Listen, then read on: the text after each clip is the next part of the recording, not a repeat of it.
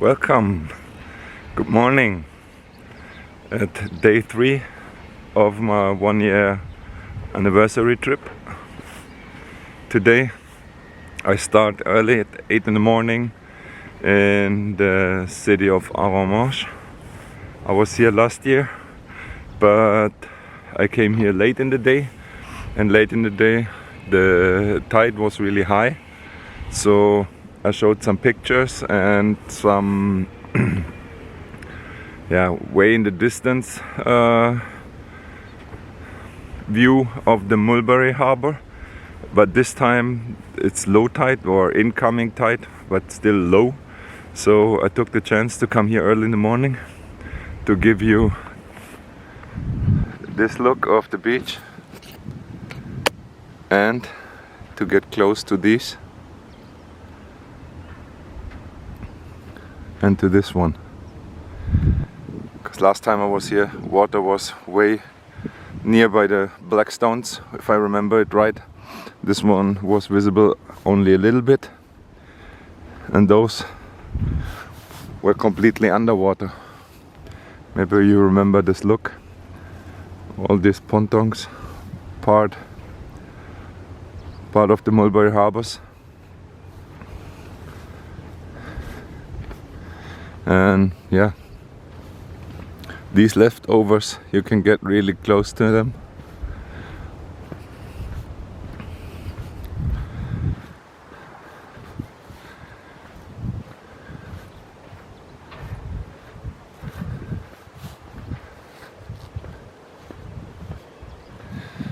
So you get an impression of how huge this was. Well, they moved, but they were all connected. They all together went down until here. I think those stones out there, they are part of the wave breakers. So you have a little more steady sea inside here, because those things normally floating on top of the water.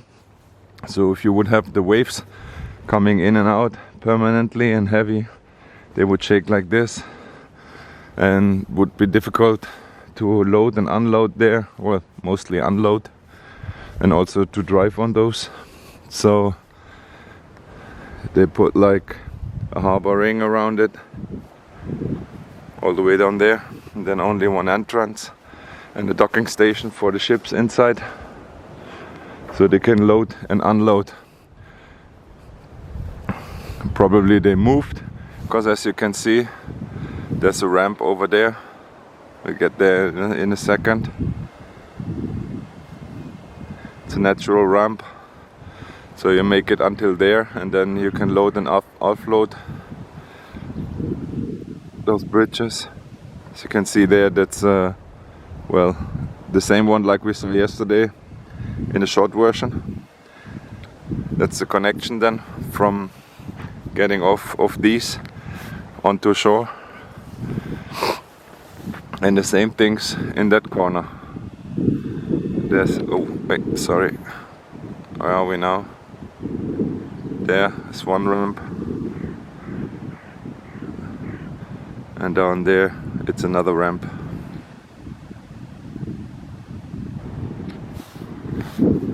Yeah, nice. So I was lucky enough to get here.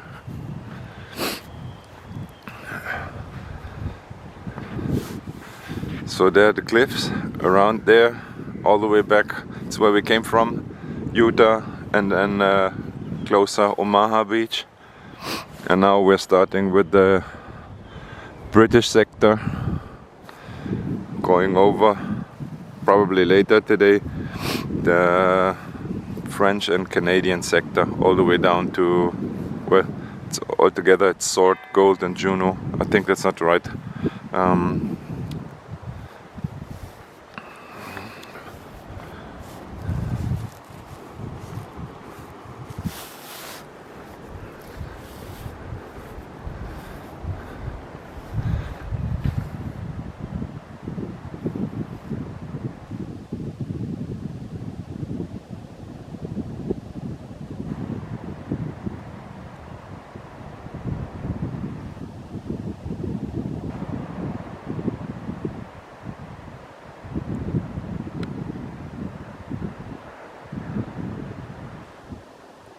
And I think even the fishes and the sea life uses the surrounding of this stuff, because if I see it right, let me see how far I can zoom in.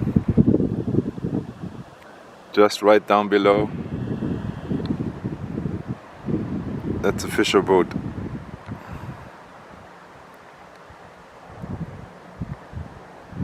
Sorry. That's yeah.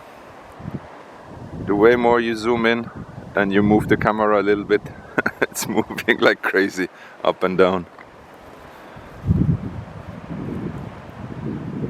So that's pretty much it for this morning from down here. As you can see, no tourists here yet.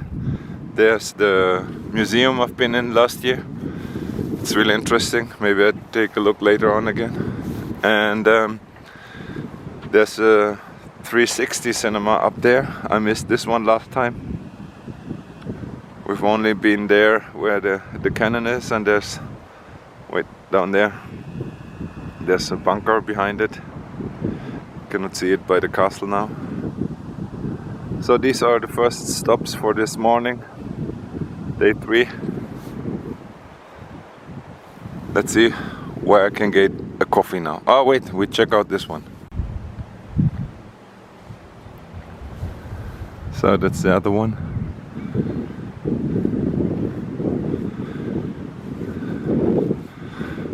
Of course it's dangerous to climb up there.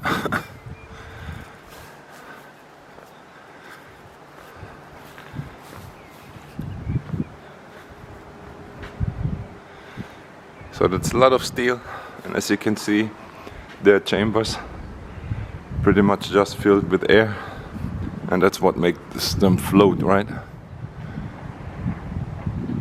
Even though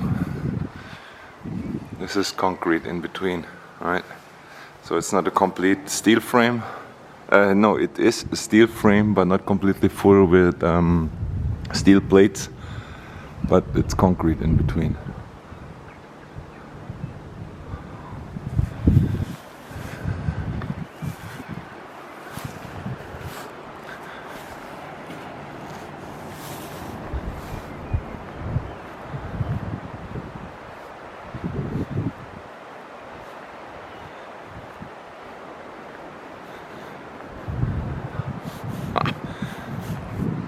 Look at that size.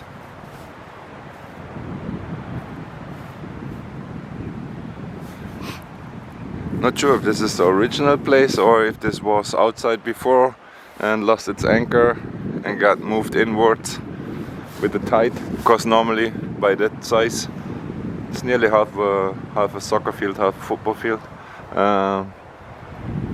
This looks more like one of the unloading stations. You got those poles here where they tied the ropes from the ship, and the other ones are more likely those ramps where the vehicles would use to drive along, those bodies over there. So probably this is a mixture. This one where they drove over, probably with the planks over it, and this one of those places where the ships could go alongside. Pretty much on this side, I guess, because this side is really well, straight, but this one is going like this. So the side from the ship, protected by fenders, would lie here. You would bring in the lines to those eyes there, tie them up there, same over there. So you have a ship here, you could load and unload, and then the driveway is going right here, and the same on the other side. So you can load and unload 2 ships at a time.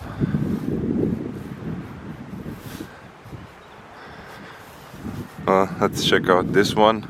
It's reachable.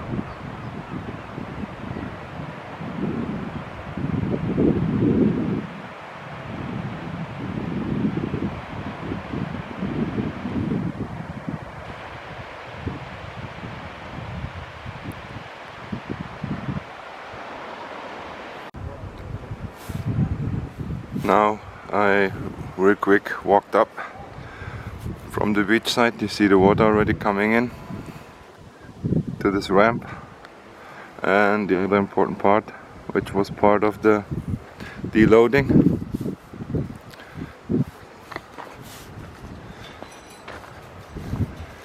So you can see this one would have been placed down here at the end of the Mulberry Harbor Bridge as a connection, and this one would be able to move up and down, lying here on the road, moving up with the water, going down when the water's going back, and you could use it as a transfer from the Mulberry Harbor Bridge to this ramp and to the street. And that's what it looked like for the size.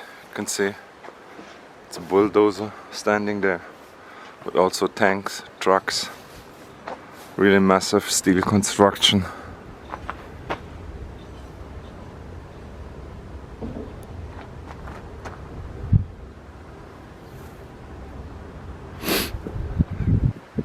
And we have, of course, one memorial here dedicated to Major Beckett, who designed those floating anchors, which were part of those things. So yeah, they had to design something which was usable for the conditions here in the Normandy. He designed it, they used it, and it worked out, luckily. And lucky me with the weather. Okay. The following minutes I recorded inside of the Mulberry Harbor Museum. That's the one which is directly behind the beach part, where the sequences before were recorded, and it has a lot of history all around the time when they decided to build those two Mulberry Harbors for the D-Day operation, for Operation Overlord, and it's history, how they developed different types, how they tested stuff of it, and of course D-Day related stuff, as you see it in the most of the museums in the Normandy. Still, I think it's one of the really good museums, and they use, like many newer ones, an audio guide, which gives you a really good guidance, what the name says, about the different areas you are within the museum. You just saw it down there, button 5. So you press the button of the 5 and you get a little story behind that, and so on and so on. Juno Beach and a lot of more other things. And then they start with the history of the Mulberry Harbors. Oh no, you see some findings directly from the sea there, leftovers from D-Day, which got lost from the guys leaving their landing boats. We see the area we are in now. We are in Arromanches. Well, they also showed the different sectors, different stories, different equipment the troops getting on shore there were wearing. It's some stuff of the British. Then also who is a little bit into military historic. That's also interesting to have the different badges from the different units. Most of them are known, like airborne and stuff, but also the unknown ones, and especially the British, the Canadian. You don't see them very often. They're well explained there, showcased. I like that part because they were all a part of it. And then begins the story of the mulberries. We see the different prototypes they're showcasing, how they tested them, and then how they started to building them up. That's already a part how they brought them over with the tugboats and other boats beside them. How they prepared, I don't know how many single sections they prepared and brought them together, and then they brought them to the shore, assembled them, as we saw on the videos from outside, starting at the beach and then bringing in one part after another to reach the outside where it's deep enough for the big ships to come in and get alongside there, because, well, you need water under the ship, so it's not running on the shore. And you saw how far out the water will leave, especially there. So you need to be outside to have these operations going on. Really nice museum. I would really recommend.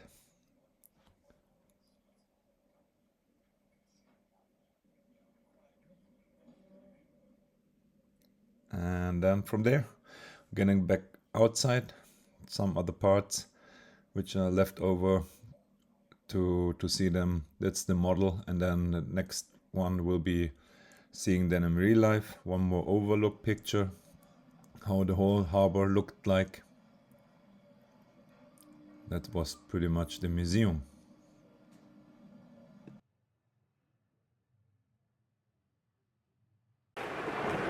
So, about 2 hours later, just quickly come back. I was just inside the museum. It's really nice with an audio tour and some real nice points where they explain everything.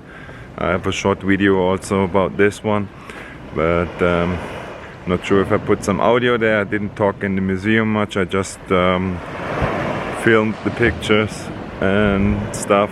But we'll see how I make this. But I come out there 2 hours later from where we've been this morning. Now look what we got here. That's the ramp. That is what's left over from those. I didn't even count them, how many there were. But only the top of two are looking out. And we also walked there.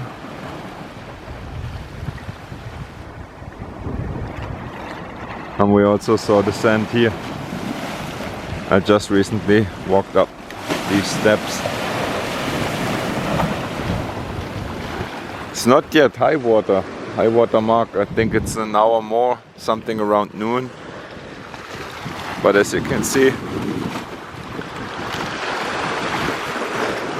quite a difference, right? And this is happening twice a day. Low tide, high tide. So that's it from down here from Arromanches. Now let's get up to the 360 cinema. Let's see what they got. At my next stop now, just above Arromanches. You can see down there the grey building, the grey roof. That's a museum just right of that side where we've been a second before, where this ramp is. And now coming up a steep hill. We have a monument here, or an installation I would say, symboling storming of the beaches. Got one high statue there. And behind me we have 360 cinema. I'll visit that one in a second.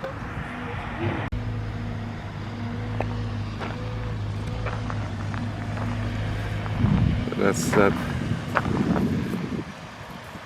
little installation.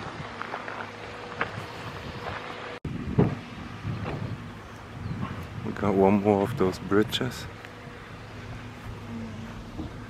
This time with another monument. for the Royal Engineers.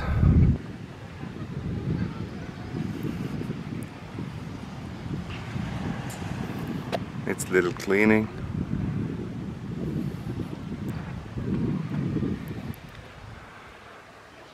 And we have a platform there. Let's take a look from up there. Little high post here with the orientation table.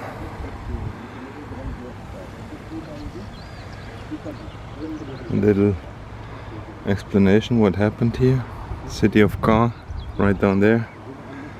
Batterie de Merville. And Pegasus Bridge down there.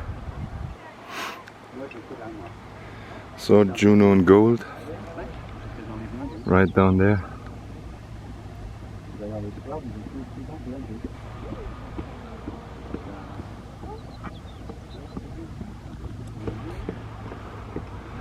And then you also see the outskirt starting there. Non, j'ai plus de pièces. J'ai des photos. All over there. Bah, fais dessus. Ou alors essayer de faire une vue. That's the other side where we've been before. Omaha Beach, Utah Beach, all the way down there.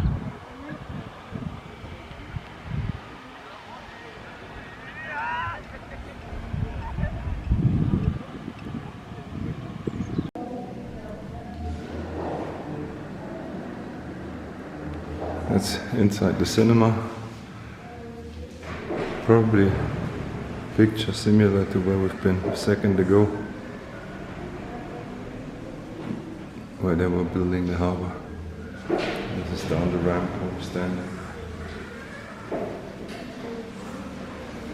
All the way to the loading docks there.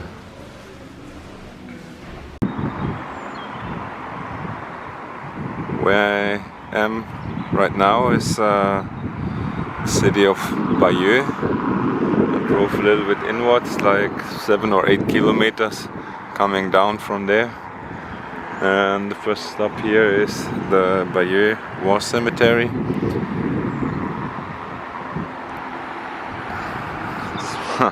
Quite a cemetery. No walls. Not really off from the public. No, it's completely open. You can see that's just a normal road passing along here. And just on the other side you have the cemetery. There's a little information board, the entrance about this cemetery, the shape of it.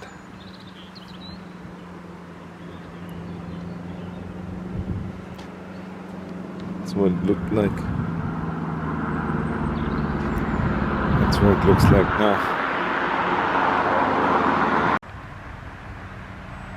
And then just 100 meters down the street from the cemetery, there's the little Normandy museum in Bayeux. And well, it's not a lone standing memorial, but at least they have set up some remembrance stones, or what you would call them. I think all about tank. Okay, about the liberation of Bayeux.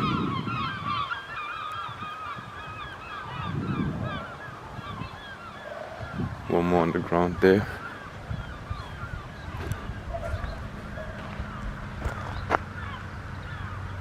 Military police, okay.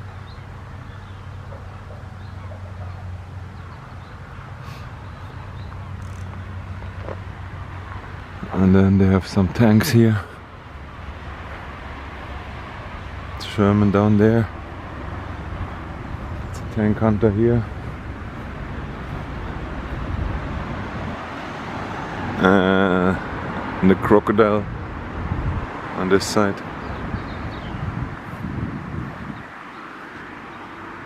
See, I'm not sure about the name of this one. M10. Okay. Information placard. And there's supposed to be a German tank as well. Let's check around the corner quick. So here it is, just around the corner at the exit of the museum. It's a Hetzer tank hunter. The information board. And Twin 88? No.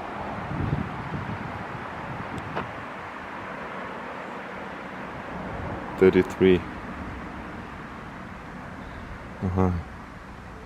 Was designed to replace the 88 millimeters.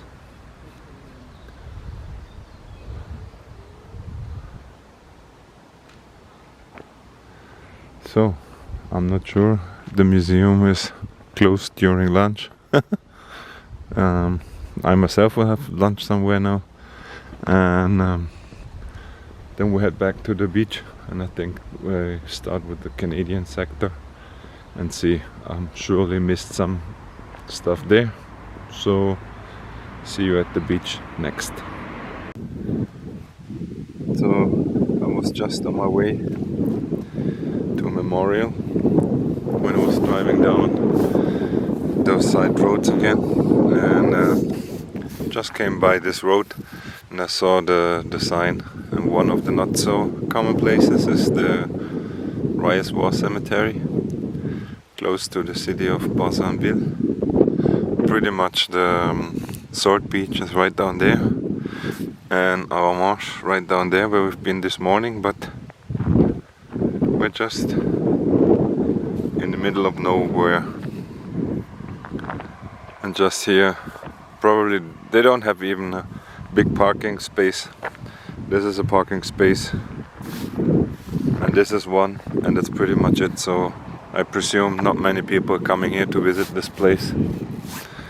So I found it, and yeah, I'll give it a visit.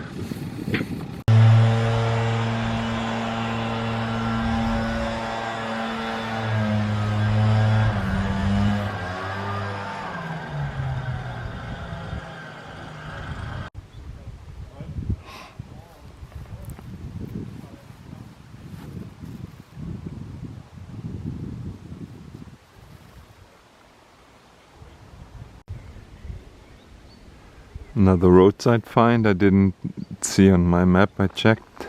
This is the cemetery of the village of Bougainville, and just in between here we have one for it's the Canadian, but obviously the French-speaking Canadian, so 403rd Squadron of the Royal Canadian Air Force,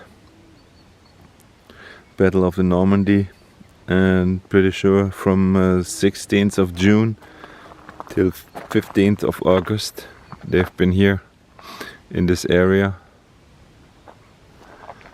So they put them a memorial here in a real small town of Bougainville. So here we are. This is the Hollis Memorial above Sword Beach, which is just way down there. I just made some new friends there. You can hear them.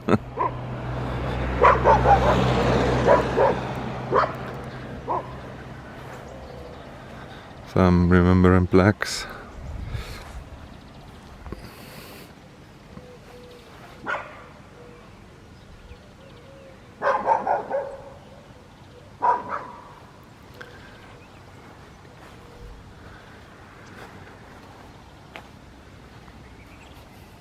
And French.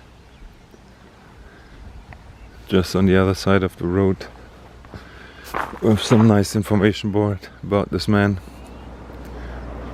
Well, we have two information boards. One is about this sector,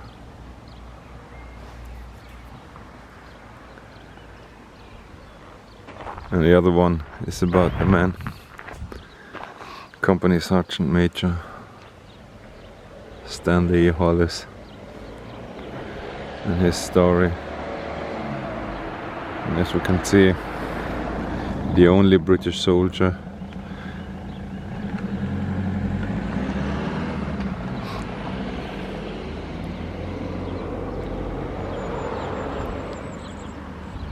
nice information board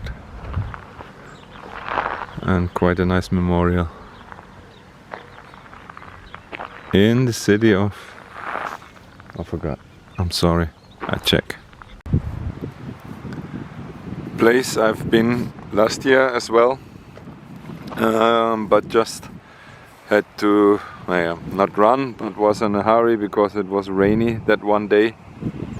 That's the British Normandy Memorial.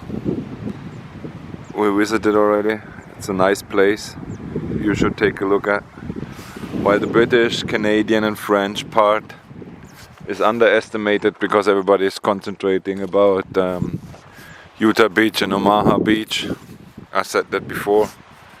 And last time I was quickly parking there and I just took a quick look, so I give it a little moment more this time. And from the memorial we came down now, and I think this is the place where the Hollis situation happened. As you can see, the beach here and where the German fortification were, and the one he stormed and took over.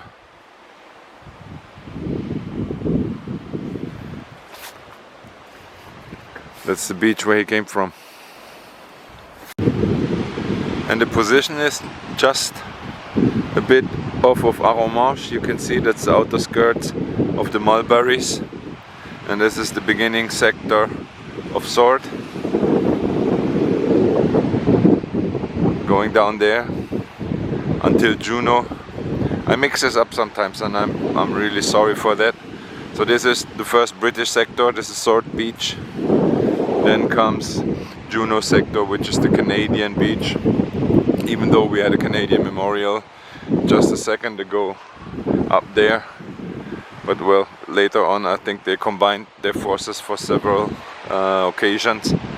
And the Juno sector is the Canadian sector.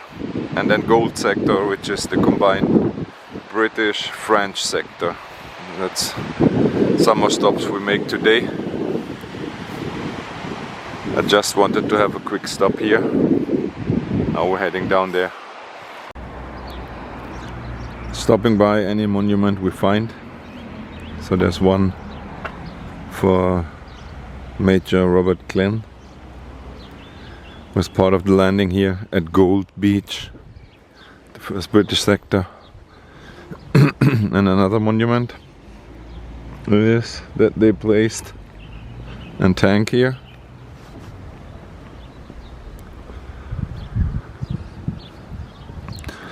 Some information boards.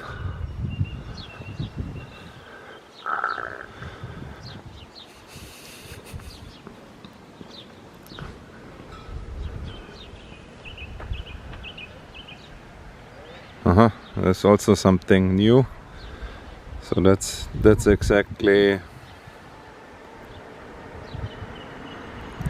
how they came in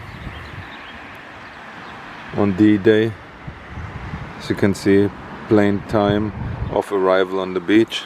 So H hour, landing hour, and then that's the different groups they brought in.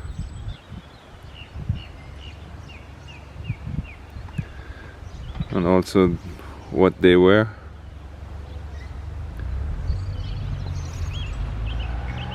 Those are the signs which are displayed also in front of the tank.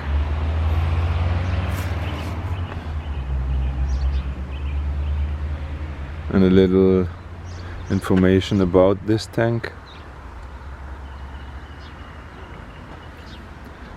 And what regiment it belonged to. And then we have one last information board at the end of the tank, in the back of the tank.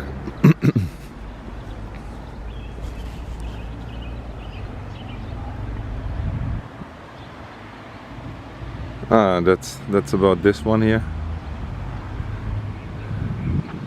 And that was an ammunition carrier. You could hang it in the back of your tank. See it here in the pictures. There's one, there's one. And so they were able to bring some additional ammunition with their tank.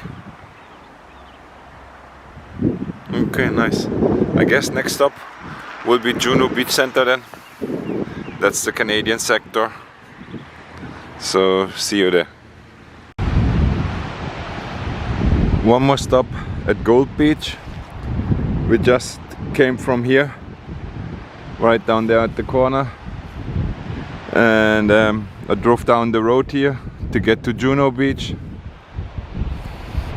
And from the street I saw those paintings, and then I remembered I saw those pictures in the internet, and well, we haven't seen any bunkers yet today, so there's a chance for a bunker, and some way that's a unique one.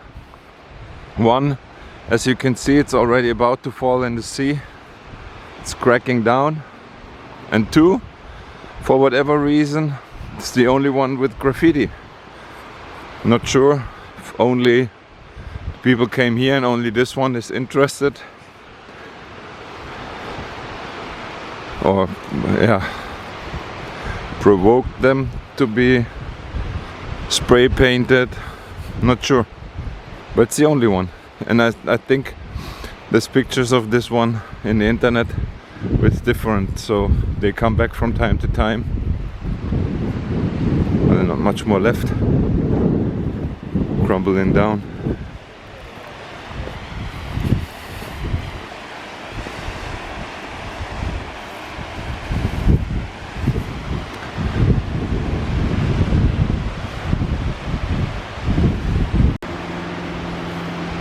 Probably they throw in some rocks, I don't know, to prevent it from totally collapsing or from preventing people to climb in. I don't know, but sooner or later it's just another wave blocker down here and not a bunker anymore.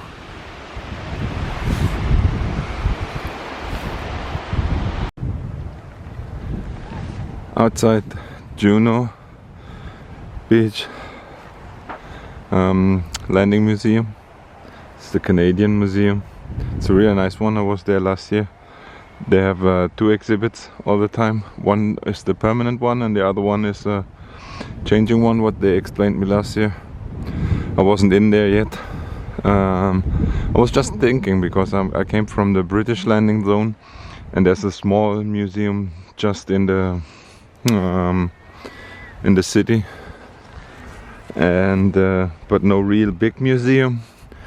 And this one here is a really nice one, but it's the only one belonging or with the topic from the Canadians. And if you drive Utah and Omaha Beach, like I said before, there's so many museums, like 4 or 5 at least, for each landing, and a couple of smaller ones. It's a little sad. I would think they have more to tell. I hope I can make some people, when they think about coming here, they should come here, visit. It's as well interesting as the American landing zones, and absolutely worth a visit. A lot to see, nicely made, always friendly people helping you, enjoying your stay, giving you information if you need some. So no bad experience at any place at any time at all. So let's see, of course there's a memorial. Take a picture of it.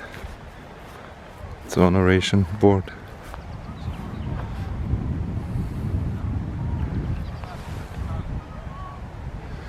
And there are bunkers underground. I haven't seen them last time because they were closed, so let's check them out today.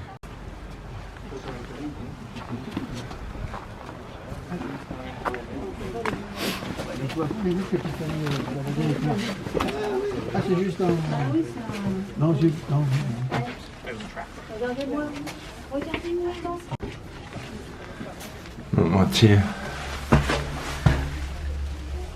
Just the opening for Tobruk. And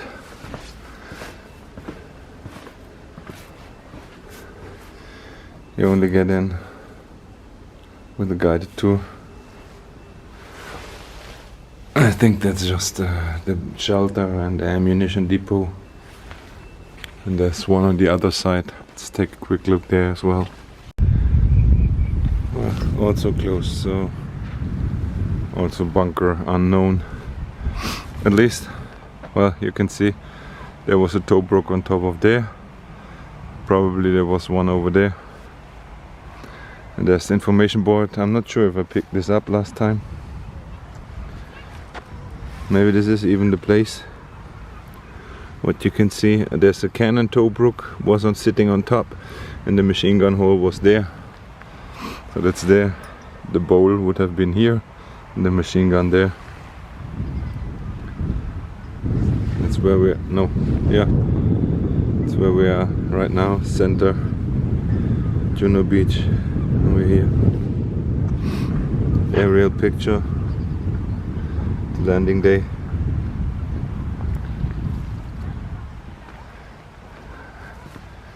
That's what the machine gun post would have looked like. And that's often cannon Tobruk. Okay, 2 in a row now. Here's my second bunker with graffiti. So probably those graffiti people only come by foot. So only in city range they're able to paint them. Sol Sommer, just behind there, and we're just in front of Juno Beach Center.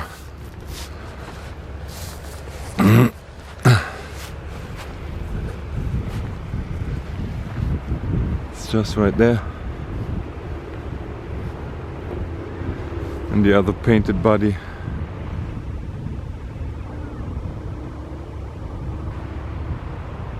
Somewhere around there. Well, not visible at the moment.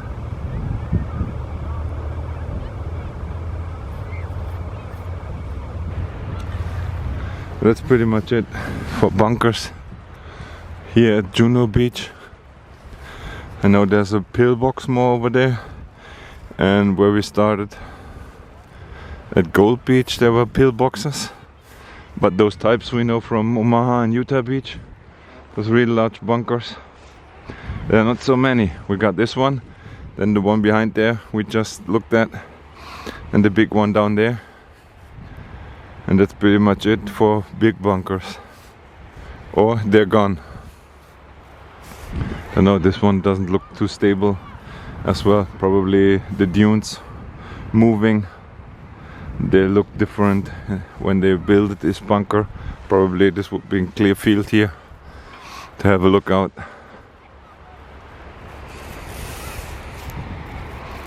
Yeah, Juno Beach.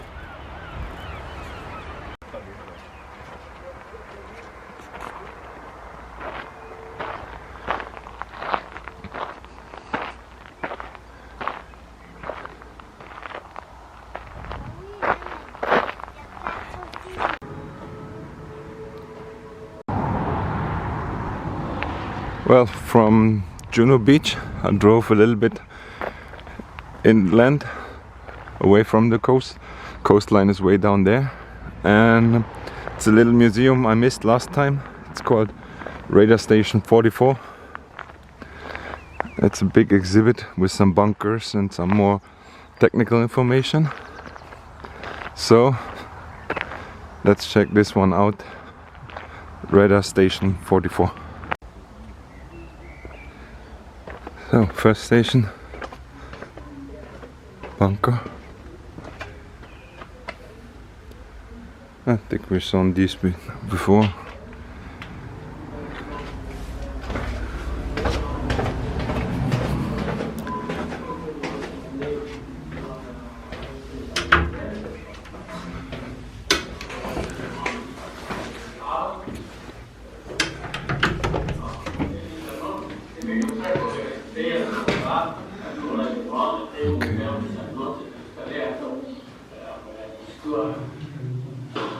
Some information board,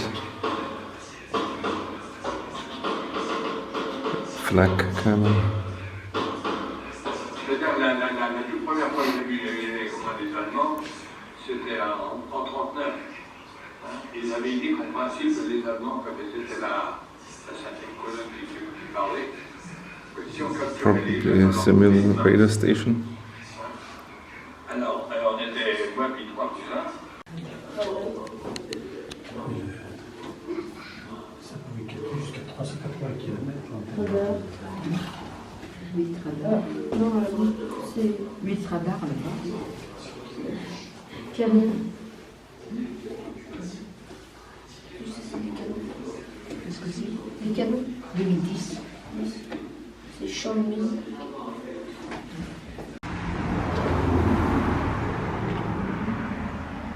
Of course, this bunker also has a tow brook right here. In the pipes you can see there's a shouting connection down in there where we just came from. You can see it here. It's a tow brook, and that's where we've been just before. And you could just have a communication with the guys inside the bunker.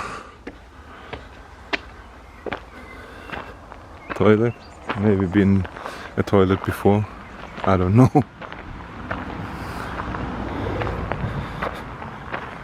I guess back then there would have been trenches also under the soil, not above where we're walking now,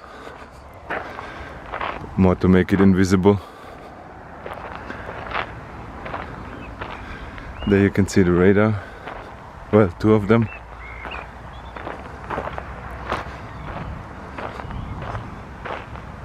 And third one here. Well, I'm not sure if this is back from World War II technique.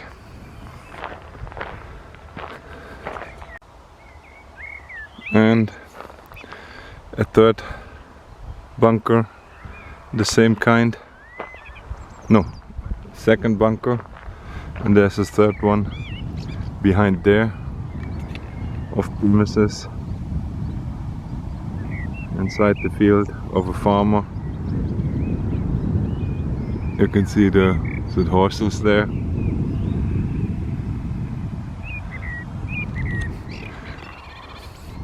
Well, not much more to see than like in the other one. Just barracks for the soldiers.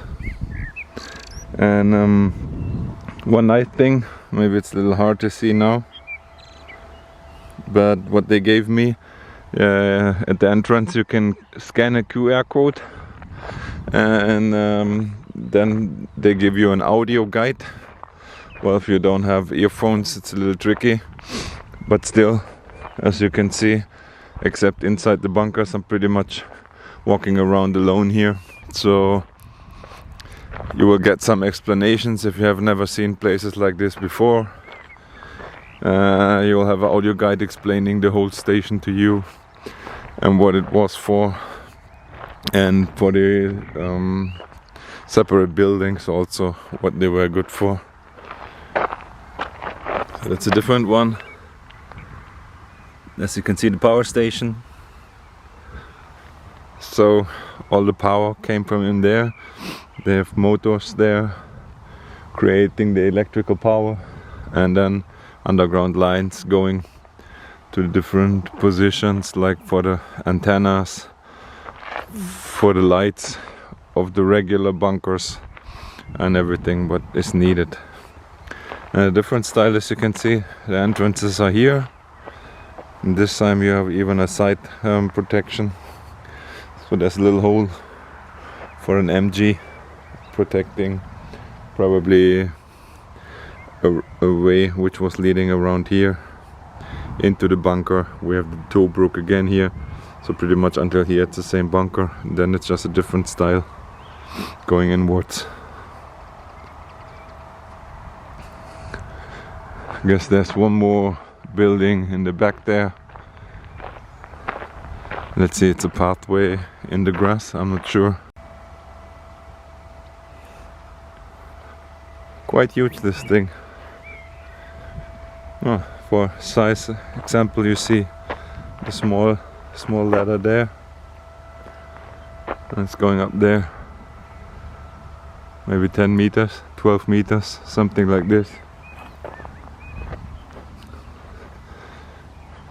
So there's a pathway, means we can take a look there.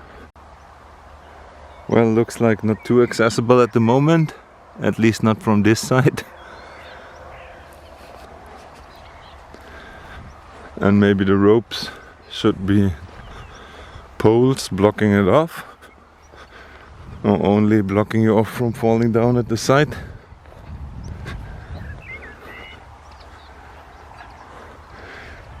Well, he didn't say it's off premises, but still sure not much to see there. Well, there's no more equipment inside. Maybe a cistern or just... well, nothing to see. Let me get a flash.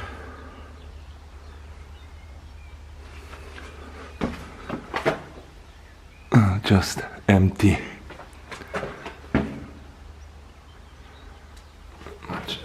Wait.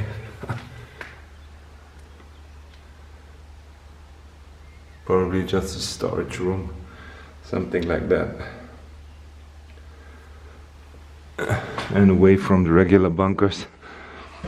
So if this one gets a hit, only the storage is lost.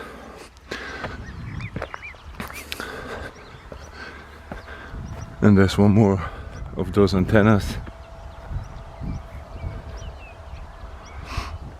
pointed towards the sea. Sea is down there behind the last tree line. So they tried to pick up any airplanes coming in from England. Back there we have a little more concrete. Not accessible. So we passed this one by. I'm not sure, I thought maybe it's coming there. There should be kind of a command bunker or something showing the display of the operators from those antennas and how they processed the information they gathered and how they gave it further on and what they did with all the data. Let's see what's coming next. Backside of the antenna, I would presume this one in working condition. Somebody was sitting inside there, maybe similar to a bagger, or crane or something. You see some of the steering mechanisms, and the other one is down there to move it sideways, and this one up and down. The name of this antenna is, well, Würzburger Riese, and a parabolic antenna. We saw this, we know this nowadays from our satellite antennas. And well, I think if I read it right, it can catch up signals up to 30 kilometers. So that's a lot, especially for that time. So probably here we go. Again, different kind of bunker. Not sure if it's 2 stages or if they open it up like this to give it a different look. We're about to find out. Okay, nice. So, picture of the face when they were building it. It is different stages, different floors. You can see the up to the roof.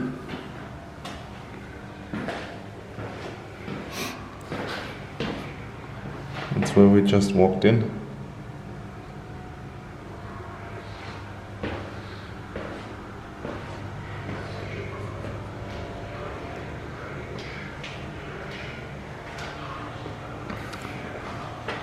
Some explanation how it worked. You can see how they catch the planes, the signals coming in. Here they have a board explaining the history of radar and how it works. Different type of antennas.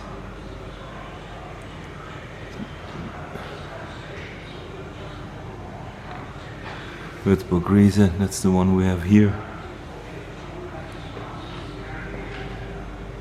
We have Freya, Wassermann,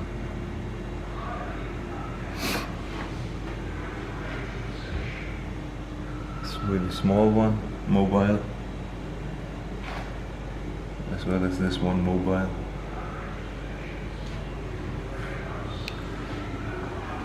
So let's see.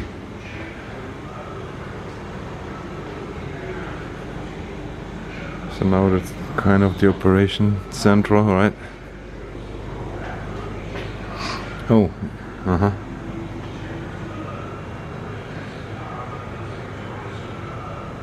Situation of morning of the 6th of June 44, and the only traces they picked up was this, aiming towards Le Havre, while there's Caen.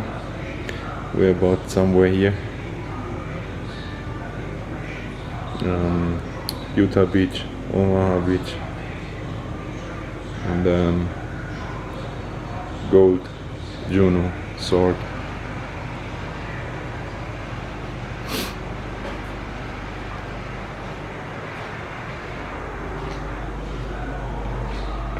Again, table showing the different stations.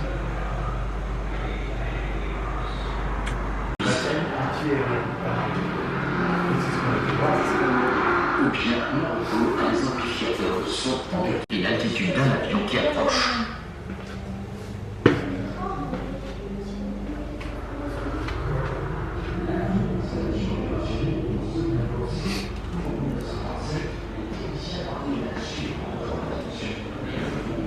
So we can also have a look to the lower levels. Wait, what's here?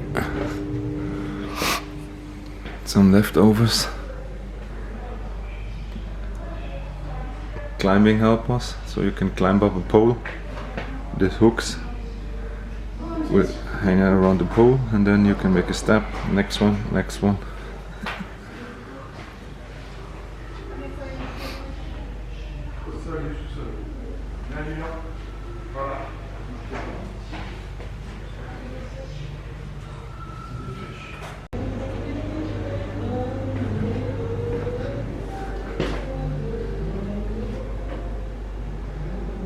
Some more exhibits about the history of radar.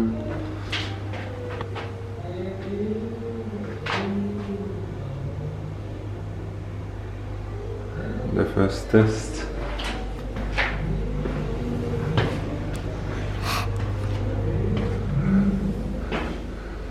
Another one.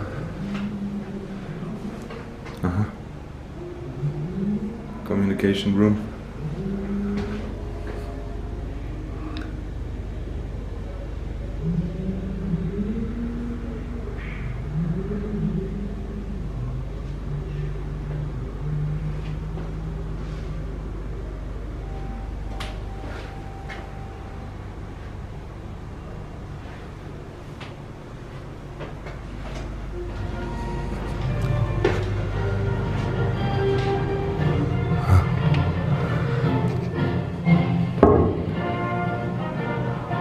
crew chamber. That's where I just took the picture from upstairs.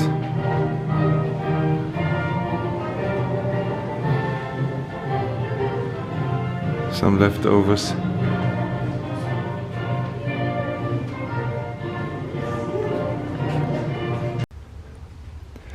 And then outside again, we have another side protection with an MG window. Just came out here. There's another MG window. It's the entrance there. Well, in this information video they showed, they even said the radar station was destroyed in preparation for D-Day. Another picture, how it looked when they left. So the radar was knocked out on D-Day. It was not functional, so they cannot pick up any signs, give any warnings or anything.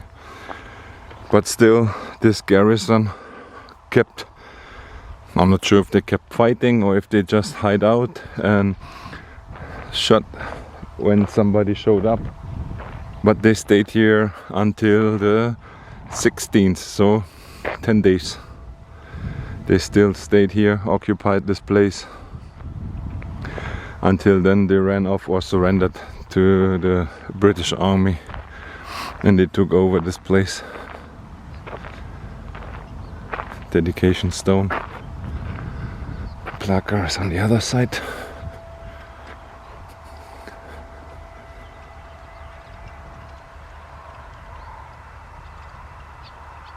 Okay, about money, not sure what this is about on this place, but this is pretty much it. But interesting. I think the only one of this kind in this area you can visit. I didn't find anyone in another books or radar station, even though there had been some more.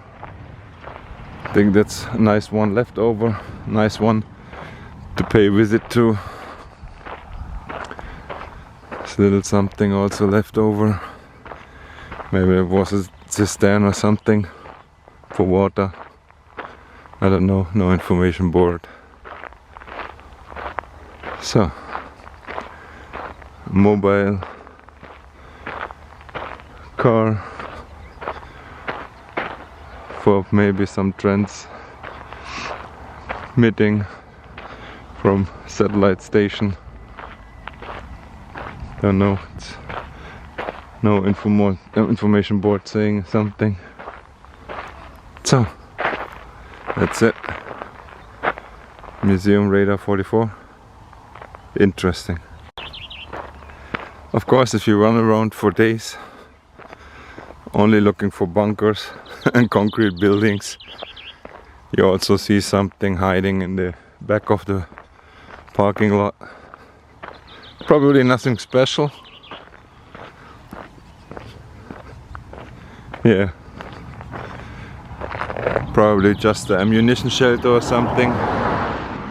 But shows that this thing is even a little bit bigger than it seems to.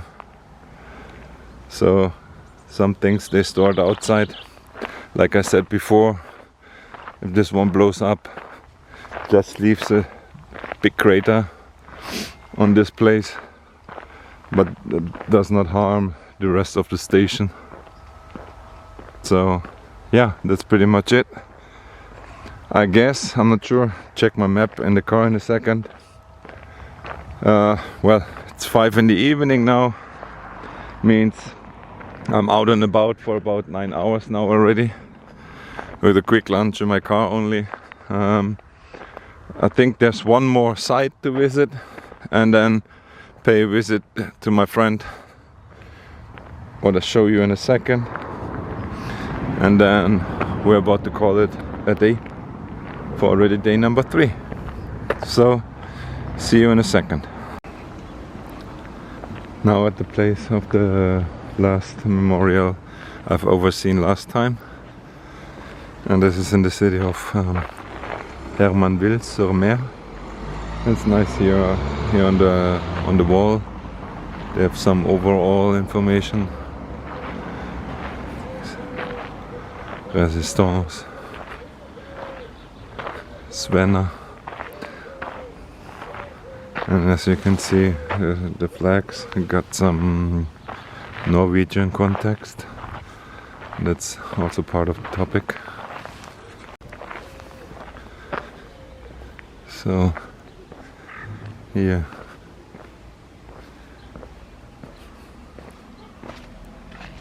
that one for the South Lancashire Regiment. We have one for the 2nd Battalion.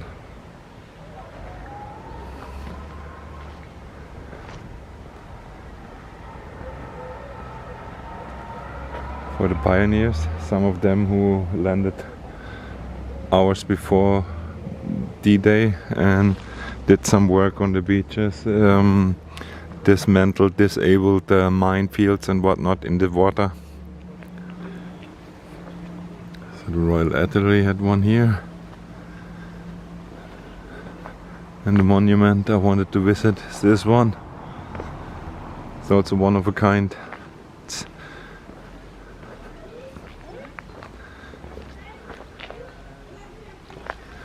Is there an English version?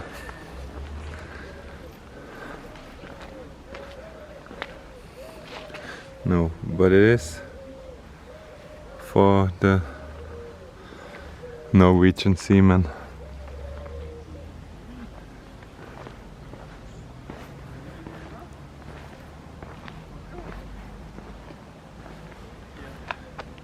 Norwegian destroyer Svenna, which was operating here outside in these waters and got sunk on D-Day.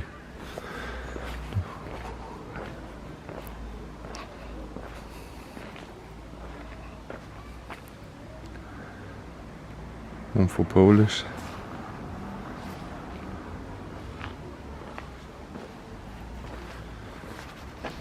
And also some name of the Polish soldiers. So it's quite a combined memorial with Polish Marines, the Norwegian Marine soldiers and some British. All here in Hermanville-sur-Mer, directly at the sea. And pretty much when you watch the original footage of the embankment here at this beach, that's what you see in the background, yeah?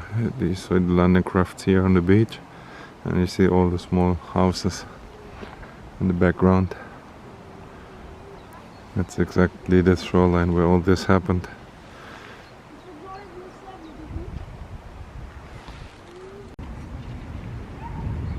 Of course, you've all watched my previous videos, all of them that I made. So I don't need to introduce this guy, but just in case. Piper Bill Mellon. If you haven't heard of him, search him in the internet. Look up for all the videos you can find on YouTube and all the information about this guy. Tremendous story.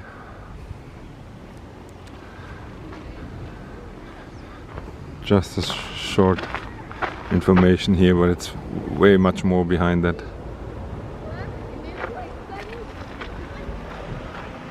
Piper Bill Mellon.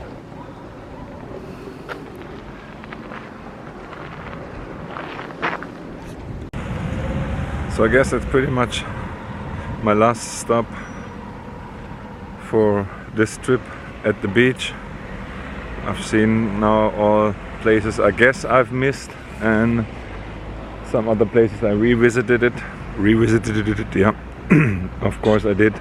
So yeah, 6 days with both trips spent all around on these beaches, these monuments, these bunkers and whatnot.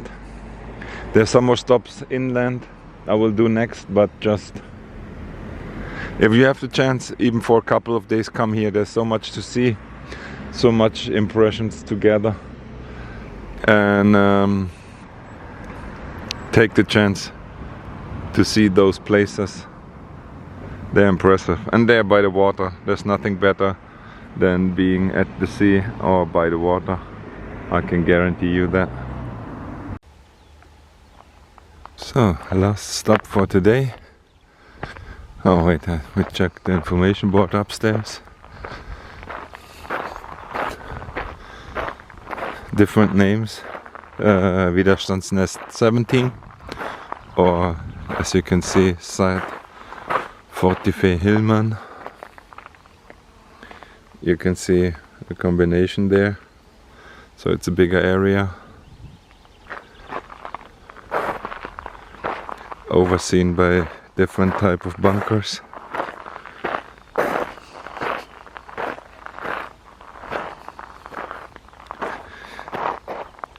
So we have a board there for the 1st Battalion of the Suffolk Regiment.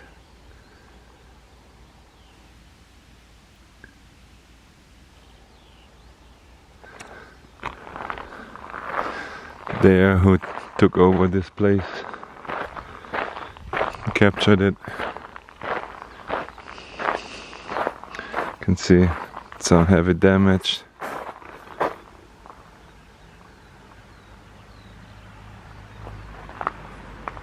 And then, like we've seen it in some different spots before, oh, there's an exhibit of those pieces which would have been there on the landing beaches, right? So those one we know from the movie, right? But then we have these espargos, Rommel espargos, and these concrete ones, I don't know, they have a sort of Danish name, I think, I'm not sure. But those, the different combinations.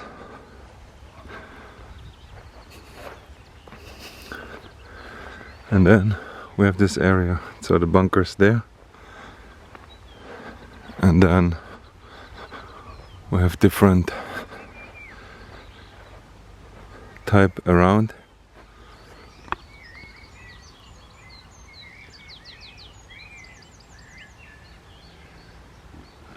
And explanations to it. So they just had to build something here to be maneuverable.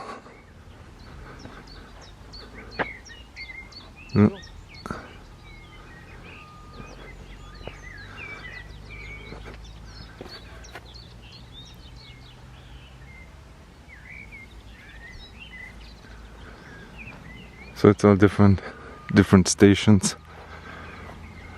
from all this complete Widerstandsnest. As you can see, down there is the water line, so we're not so far away from the landing beaches. That's why they were able to make their way from the beach on D-Day up here and conquering this site.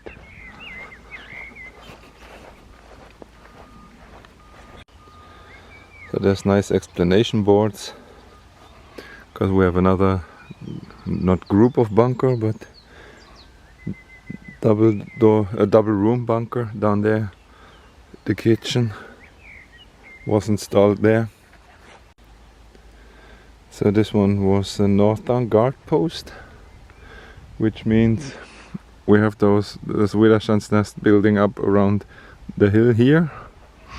And this is the part northern, the street from the city coming up here, and this one was made to protect, or yeah, let nobody come in from the city up the road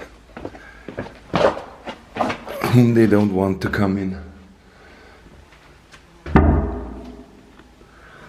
Well, it's all dark in there. Let's see if we bring back the flashlight.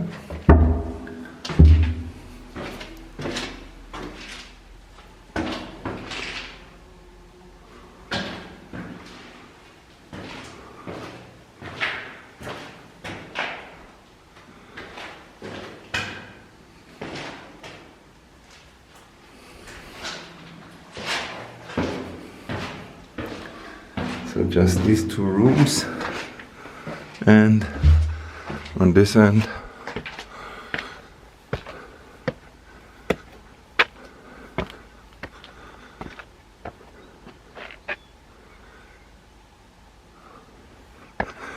Probably, let me see. And this would be, I don't know, Tobruk position or something. No, that's just a climb out.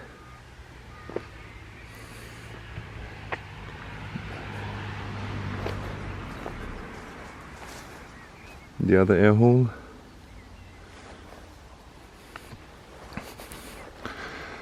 Well, not sure how this looked like.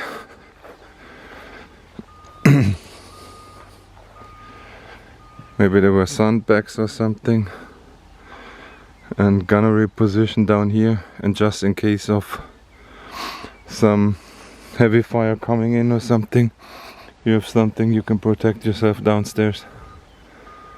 Because normally otherwise you would have a Tobruk or something, or a window going out there towards the street.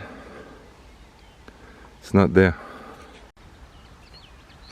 So now, coming back from this northern part, back way here, we got the bunker, which was the command post, quite a big one. So we can see several rooms working together below here. Not sure this Tobruk, if it was an outlook, if it was with a gun.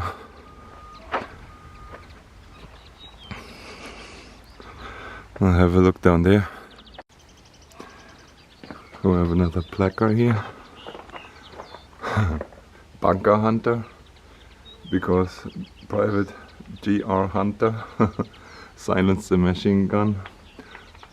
Probably one of those Tobruks. Probably not one of those.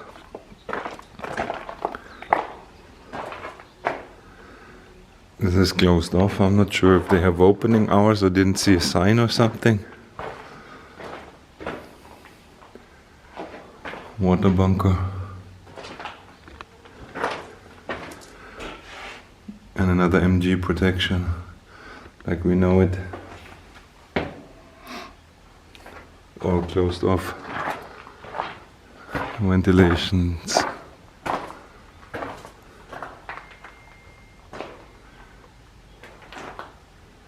I think they do have opening hours, it's just not today. Anyhow, let's check that Tobruk up there. But I think there's no information placard. You can see some other ventilations coming out on top of the bunker.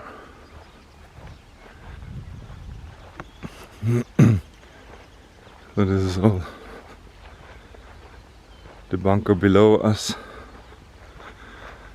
including this kind of Tobruk.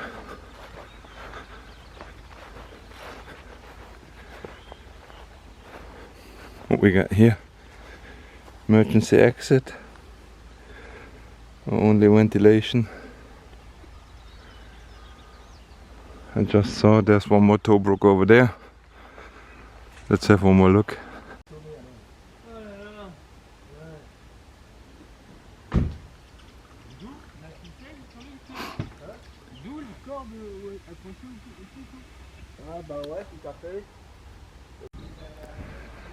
So if you have seen on the board, this one here is command post B.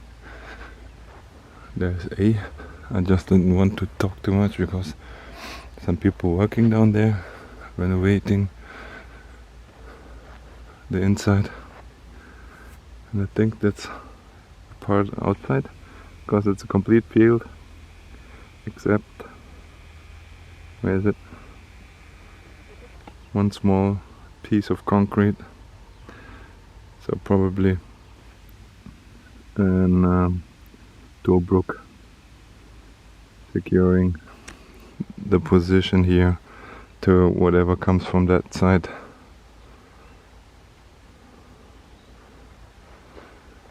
And there's some more stuff behind there. Take a look now. Well, and I was not completely wrong after running around so many days in these places. I just came out from there, and all I saw was maybe a piece of wooden handle, not more like this. But I just thought I need to give it a look, even though there's no information board or something. But there's one more bunker here. Probably nothing special. Again, like with so many of these. It's locked off. Not sure, but storage room or something like this, or the well where they get their fresh water bunkered, stuff like that. But again, it's on the outskirts of this whole place. Down there where we started. Oh, wait, down there. And moving all the way around here. So one bunker outside here. And we have one more information board here and one over there. So let's check them out, and then we have seen the complete site. Not completely correct with this point I found up there, because now here's the information board and it says well, and that's right down there. But you see how similar they are. Yeah, just a real deep hole, a lot of concrete, really massive concrete, so this cannot get damaged, and the well stays accessible because fresh water, that's mostly important, right? So one more place over there, and together with the well, sites like these also had a reservoir, which you can see here. Just a large tank for water, not drinking water, but still fresh water. And what's interesting, this information board gives it really good as an example for what. First of all, in the building of these all, for the concrete, mixing the concrete, you need water, so you need a lot of water. Firefighting, of course, again you need a lot of water. You cannot bring from the small well like this and a hand pump or something, so again you need this. And then also toilets, and some said it could have been used as a swimming pool in the summer. Well, if you don't drink it and you don't need it for cooking, only for firefighting and stuff, why not? If it's hot, jump in, cool yourself off. So the last thing here, and the last thing to show for today, before my final words. I smelled it before I saw it. Behind this wooden barn there, they are restoring a British tank. I'll show you close up in a second. And I smelled it because it looks like it's really completely new, painted, fresh colors, and they're even still smelling. They're not yet put on the tracks. I'm not sure if they put them back like this, if they refurbish them. Also by the lengths I cannot say, because we have different length. If even one is not complete, or maybe the disassembling bolts, they couldn't take them out at the same position, so that's why they have different length. But colors still smellable. As you can see, protection for the hole, so the paint won't get inside. It's a little information board about Churchill Mark IV tank. That's what we got here. I would suggest this tank saw some action, some heavy action, because this is a bullet entrance and this is an entrance. And that came from, well, you cannot say from the back, because you cannot see, oh no, the turret down. Yeah, you see, we have different length here, so that probably equalizes it. I would guess the machine gun is missing. Would look out there. but the gun is there. The mirrors for the driver and for the cannoneer. Nice piece. Put together, probably mostly original. So, that's it from Hillman's side. Widerstandsnest 17. Just above Sword Beach. That's where we are right now. Yeah, and that's pretty much it for today. 6 in the evening and yeah, 10 hours on the run. I think it's time now to slowly call it a day, day 3. One more day tomorrow, and I'm not yet sure what places to visit. We'll see, I decide tomorrow. But for today, a lot of impressions, a lot of things I'll share with you guys. So, last words as always, remember, life is short, so make the most of it.